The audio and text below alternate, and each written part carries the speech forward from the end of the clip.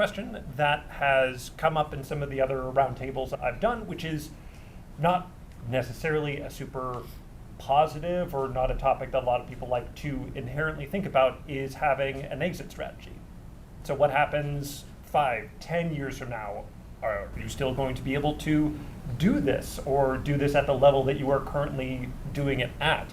So Melissa, I know with running Simply Chic, when did you start to feel like, okay, I need to take a step back or I need to delegate this company? Yeah, great question. There's two parts to it. My exit strategy was either scale or sell. I started Simply Chic from my garage. I partnered with my aunt who had a venue in Gunner, or a barn that we turned into a venue in Gunner, which is about 30 miles north of Frisco. And at the time, rustic chic was in, and so it took off way bigger than we thought it would. I found out that quickly I could book the venue a lot better if I had packages. So I started buying inventory like crazy. I had chairs, I had linens, I had decor, and all this stuff lived in my garage. I quickly, especially when I found Goodshuffle, I quickly started doing more than 5 events a week. On busy weekends, we were talking about graduation, it came to be like 20 events in a weekend, and that was insane. And so my vision for the company was to grow it big and leave it generationally for my kids and just have this family owned and operated. That was not my husband's vision for the company. And so we knew we needed to scale, and we kept having these conversations back and forth. One of my biggest things is I did not want to leave Salina area. I wanted to stay close to where the kids school, try to balance work, still pick the kids up.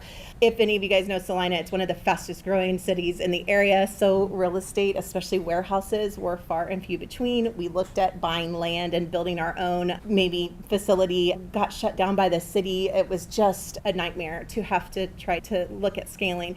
And so my dream of scaling was quickly dwindling, and then COVID hit. And when COVID hit, that kind of forced me to really make some hard decisions. And so it went back to that conversation where my husband was like, all right, I know your vision is you want to own this rental company and have this generation and the kids take over. That's not my vision for our family. And he was like, he had his own career. He was basically working two full-time jobs at the time. And we had a lot of contractors. We had a delivery company that was doing a lot of our deliveries. And when COVID hit, I had stopped taking a bunch of orders and was trying to put everything on pause to decide what's next. And this sweet delivery company came to me and said, hey, I have a couple I want you to meet if you would be interested in selling. And I said to him, no, I am not selling. This is not my dream. I am going to grow this thing huge, and we're going to go on after COVID. We'll figure it out. And my husband was like, yes, we are. We're going to talk to them. And so I talked to James and Beverly, and I heard their vision. They had a great plan. And I was like, all right, it's time. And it was hard at first because it was my baby, but I also knew it was time to let that baby grow up. And my exit strategy was to sell. Gotcha. And when it was time to sell, what is a piece of advice that you would give to someone who may be looking to make that transition out or find a new owner for their business? Yeah, just make sure you're ready. One of the great things is because I had Goodshuffle, I had the inventory organized, I had reports to give them, we knew what revenue had come in. I had the QuickBooks integration, so I had P&Ls from the previous years. So inventory, financials, and just make sure your heart's ready. So it just took a while, and they were so sweet through the whole transition period. I would tell them about all my customers, and I was so worried. I wanted to make sure every customer was taken care of. It was COVID, so people were asking for refunds and credits, and I had all the credits listed on our contracts. Goodshuffle also tracked that. So I just wanted to make sure everything was organized and they were set up for success. Gotcha. And related to setting up the buyers for success, a lot of people consider, if I'm going to buy something, I need the seller to exhibit some sort of behavior.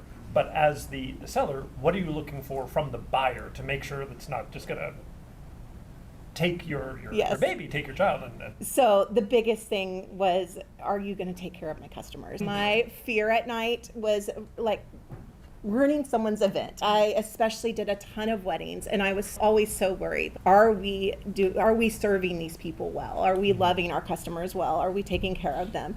And when I met James and Beverly, they were so kind, their character. They also assured me that they were going to take care of not only my customers, but their plan for the business. I knew that my baby, who was a baby, was going to live on, and it still does today. And I've gotten to watch it grow up. That's great. Right on. I've got one more series of questions just before we turn things over to our lovely guests here. We are now in the lightning round of questions. So these are questions that come directly from our co-founders. We ask these to business owners across the country, even internationally, and they are so that we can bring joy to the business of events. It's things that we do, print on t-shirts, literally, but they are also values that we embody. We want to make y'all's life easier. We want to make sure that you can spend time with your family, with your kids, with your loved ones, while also seeing your business grow and survive. So these are standard questions that we ask folks of all shapes and sizes of business types, and your answers to these questions can be as detailed or as brief as you would like. For example, the first question is, what is the number one thing you want for your business? And some people say, I need space, or I need time, or I need money. Other people say, I want to leave a legacy for my kids because it's a business that my father ran and I inherited it, and you can get as detailed as you want, or it can be as brief. My all-star colleague Gabby, good for notes? Sweet. So we'll start with you, Liz. What is the number one thing you need for your business? Okay. Right now, my biggest need is, or our biggest need is, we need systems and processes that can apply to, I know we talked about our categories and how they help you see the difficulty of an event, but at the same time, I want a system that's so consistent, no matter how big or small the event is, that it doesn't break because of the volume one weekend. Because I think no matter how much a client is spending with us, I want them to have the same level of experience and customer service. And so right now, that's my laser focus, is the need to have systems that don't break despite how big or small the order is. Gotcha. How about yourself, Cam? Number one thing you need? I'd echo that. Systems and processes that also not just make or break the event and the client side, but also your team. The ones that, when we have a weekend that has 20 events or a weekend that has 2 events, how do we make sure that our team is set up for success? Our part-time employees, we love them so much, and we love them especially on our 20 event weekends.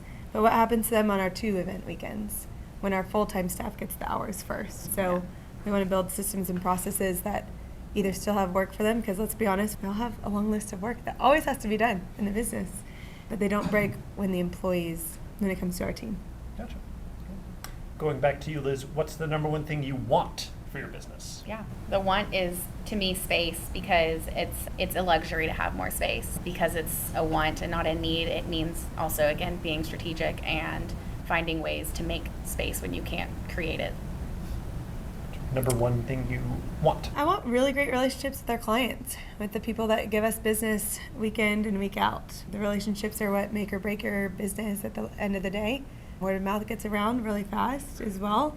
I want that to be good word of mouth with us, and I want them to feel loved and wanted and excited about the events that they send us as well. Liz, what's the biggest fear for your business?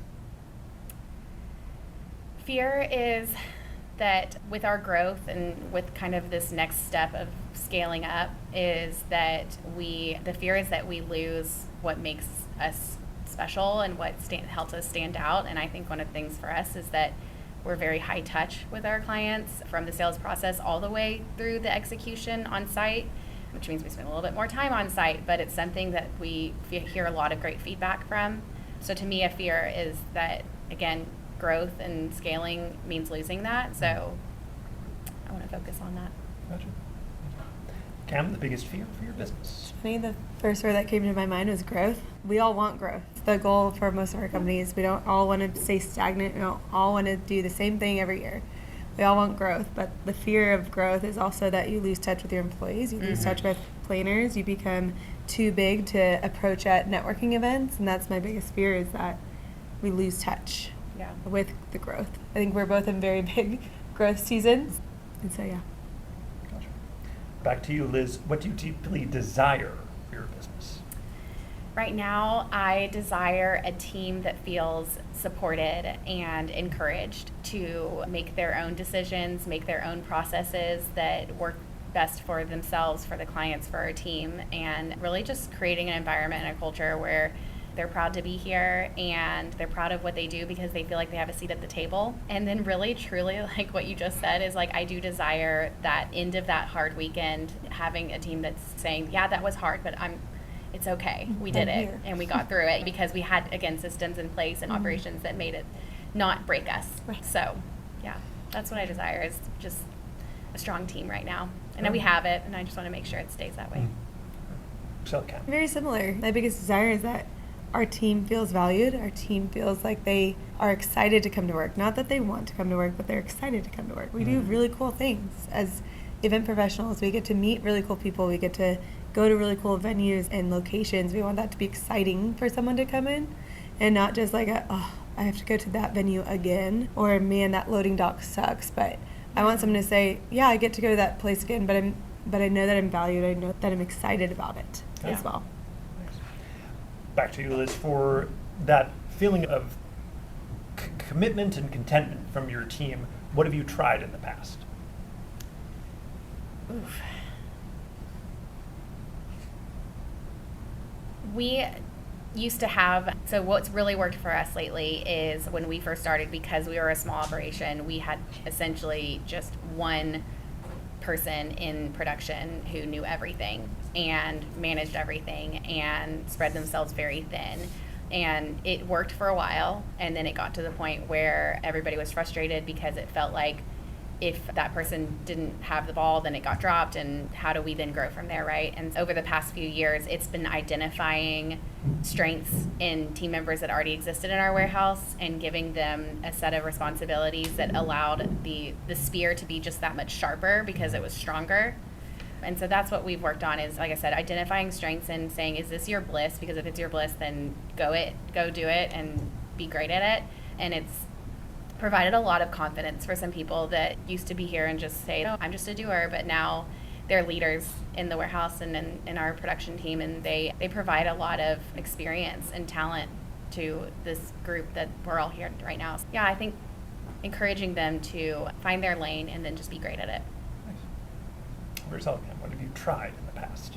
We've tried a lot of things in the past. And one thing Specifically that on the team. On the team side, we've tried to do really cool events for our team. We throw events for a living. We try to do events for our team as well, not just Christmas parties. But like last year, we took our team to Chicken and Pickle. We had a big family event. Bring your kids, bring your families, bring your spouses, and let's have fun together. We've gone to Six Flags as a team. Let's go have fun riding roller coasters. Even though I had to pull some people in who were like, I don't like roller coasters. I'm like, that's not the point. The point is that you're here and you're with us and we're one big family and doing stuff. So we've tried to do really cool things that celebrate our team that doesn't involve events or rentals or floral. It's fun to get out and maybe let someone else help us have fun. Gotcha. Back to you, Liz. For the things that you've tried to foster that strong team, of the things that you've tried, what did you hate the most?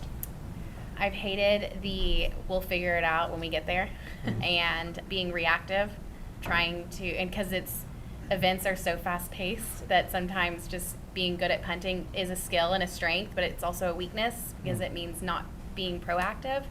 And so I would say just a healthy dose of like the whole we'll figure it out once it happens, or the kind of, again, like back to just like that tribal knowledge of just like this one person is the only person who knows how to do this, so we'll just always rely on them. And just again, just those are the two things that I think we've tried just because it's what was in front of us at the time, and I'm trying to not try now. How about yourself, Ken? What have you hated the most? When you set up a process or a system and you think it's going well, and then you learn later that they aren't following the process, they're following the system that you've tried to solve for the frustrations. So that's been something that has been frustrating in the past. Gotcha. And last two questions from my side. How many vehicles do you have in your fleet, Liz? We have 11. 11. Oh, Ken? We have 3. 3. How many full-time salespeople do you have on your team? I'm like trying to think right now. We have 4. We have 2. 2. Great. Perfect. Those are all the questions from my side.